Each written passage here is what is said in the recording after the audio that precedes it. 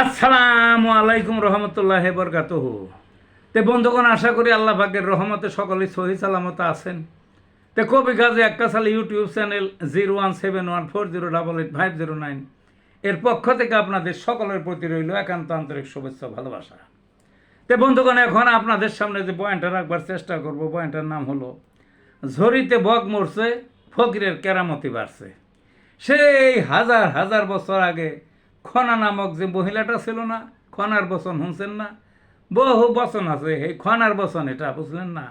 কাজে বহু আগের থেকে এবং খুব কার্যকরী একটা প্রবাদ এই বচনটা। কি বচনটার নাম? ঝরিতে বক মরছে, ফকিরের কেরামতি বাড়ছে। অর্থাৎ এক শ্রেণীর সুবিধাভোগী আছে, তারা কিছুই জানে না, কিছুই করতে পারে না, কিন্তু সুবিধার চিন্তায় থাকে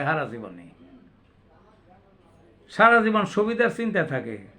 ওই যখন কোনো প্রাকৃতিকভাবে বা বিশেষ কোনোভাবে বা কাকতালীয়ভাবে কোনো কিছু সাধিত হয়, তখন বলে যে আমি এই করছি রে, আমারই কৃতিত্ব এটা।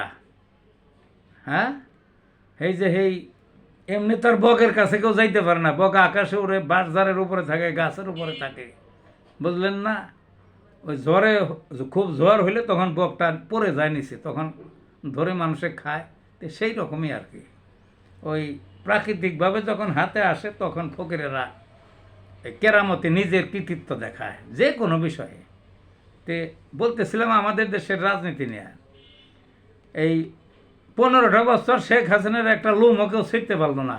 দল আছিল অনেক, চোপচাপ আছিল, কিন্তু ওই ছাত্ররা বুকের রক্ত দিয়ে হাজার হাজার ছাত্র মূল্য, অর্ধলক্ষ জন্মের মতো আহত হইল এবং পঙ্গুত্ব বরণ করলো। এখন সবাই বলছে যে এটা আমাদেরই ফসল, আমাদের দলের ছাত্র, আমরা ছিলাম, আমরা কলকাটি নাড়ছি, আমরা এই করছি বলে এটা স্বাধীন হয়েছে, শেখ হাসিনা পালাইছে, সবারই দাবি। এরা তো আসলে ওই খনার ওই বচনটাই এদের জন্য কার্যকরী, বুঝলেন না? ঝরিতে বক মরছে, ফকিরের কেরামতি বাড়ছে। এখন শেখ হাসিনা পালাইছে, এখন যারা তারাইলো তাদের কোনো দাম নাই, এদের মুখে এই ছাত্রদের দাম নাই, এদের কেরামতি বাইরে গেছে, এরাই নাকি করছে। তো ভালো থাকুন বন্ধুগণ।